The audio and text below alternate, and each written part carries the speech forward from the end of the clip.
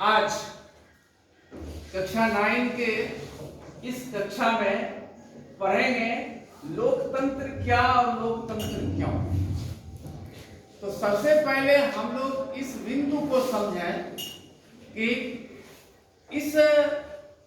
आधुनिक युग में लोकतंत्र के आने के पहले दुनिया में क्या स्थिति थी। तो हम सभी समझ लें कि लोकतंत्र के इस धरती पर आगमन के पहले पूरी दुनिया में राजतंत्र था। राजतंत्र में राजाओं का शासन था, लेकिन कहावत भी है कि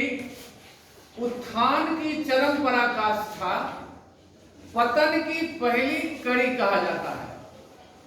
इस परिप्रेक्ष्य में लोकतंत्र के भी परिप्रेक्ष्य में यह बातें सामने आई कि जब 5000 वर्ष तक दुनिया में राजतंत्र रहा तो उस राजतंत्र को पतन के मार्ग पर जाना था और 15वीं सदी आते आते राजतंत्र के पतन के मार्ग प्रशस्त हो गए और एक नई व्यवस्था जिससे दुनिया अवगत नहीं थी उससे भली भांति परिचित होने के मार्ग पर बढ़ना शुरू किया और वही तंत्र लोकतंत्र के नाम से दुनिया के सामने में आया। अब हम यह देखेंगे कि इस लोकतंत्र को आने के पीछे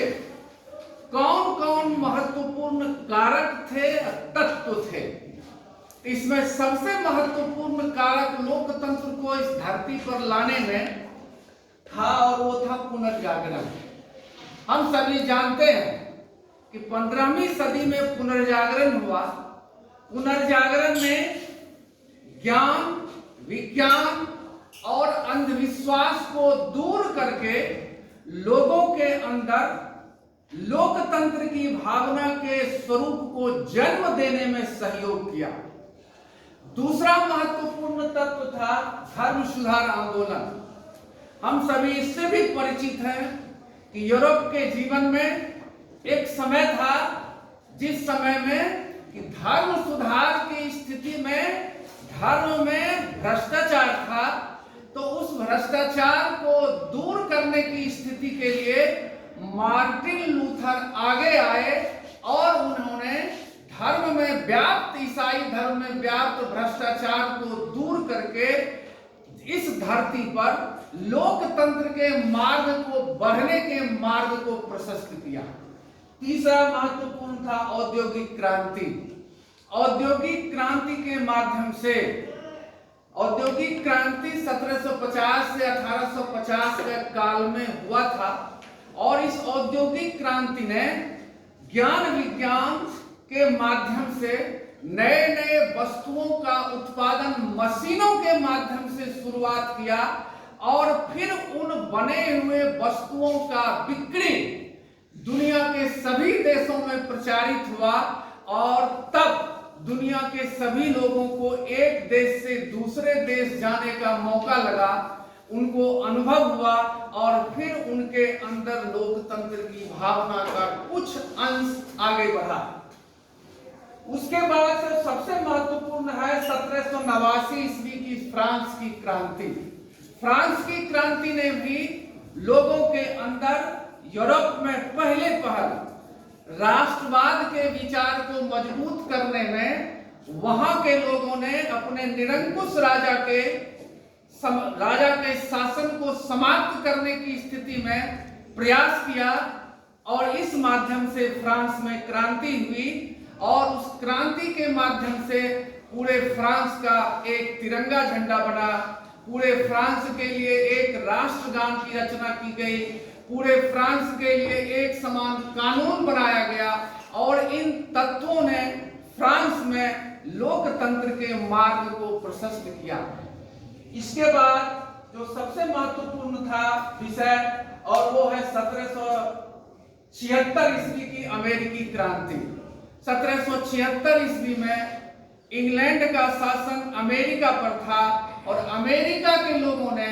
इंग्लैंड के खिलाफ आंदोलन करके अपनी आजादी को प्राप्त किया और अमेरिका दुनिया का पहला देश हुआ जिसने अपने यहाँ पहली बार लिखित संविधान के आधार पर देश की शासन व्यवस्था को बढ़ाने के कार्य को शुरू किया और इससे भी अमेरिका में लोकतंत्र के मार्ग की प्रशस्ति आगे बढ़ी और इसका मैसेज, इसका संदेश पूरी दुनिया में गया लोकतंत्र का। और लास्ट है इंग्लैंड का गौरवपूर्ण क्रांति 1688 ईस्वी का। इंग्लैंड में 1688 ईस्वी के पहले राजा का निरंकुश शासन था और 1688 ईस्वी में इंग्लैंड के लोगों ने क्रांति किया और दुनिया में यह एक सबसे महत्वपूर्ण क्रांति के रूप में इसलिए जाना जाता है कि इसका नाम गौरवपूर्ण रखा गया, इसलिए इस क्रांति का नाम रक्तहीन क्रांति भी हुआ कि इस क्रांति के माध्यम से उन्होंने खून का एक कतरा भी नहीं बहा और इंग्लैंड के जीवन में परिवर्तन आ गया। जितना अधिकार पहले राजा उपयोग करता था 1688 ईस्वी की क्रांति के बाद वो सारा का सारा अधिकार अब जनता के बीच में आ गया और फ्रांस में लोकतंत्र के मार्ग की प्रशस्ति का आधार आगे बढ़ा और मजबूत हुआ। इस प्रकार से हम लोग देखते हैं कि पूरे दुनिया में लोकतंत्र को लाने वाले ये मुख्य 6 प्रकार के तत्व थे जिन्होंने लोकतंत्र को लाया। अब हम लोग साधारण रूप में लोकतंत्र की परिभाषा को समझ लें तो लोकतंत्र की परिभाषा में कहा गया है, अमेरिका के राष्ट्रपति विद्वान राष्ट्रपति अब्राहम लिंकन ने लोकतंत्र की परिभाषा के माध्यम से कहा कि लोकतंत्र जनता का, जनता के लिए और जनता के द्वारा शासन है। Democracy is of the people, for the people and by the people. ये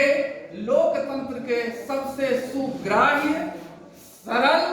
और अच्छी परिभाषा के रूप में आज भी पूरी दुनिया में प्रचलित है। अब प्रश्न उठता है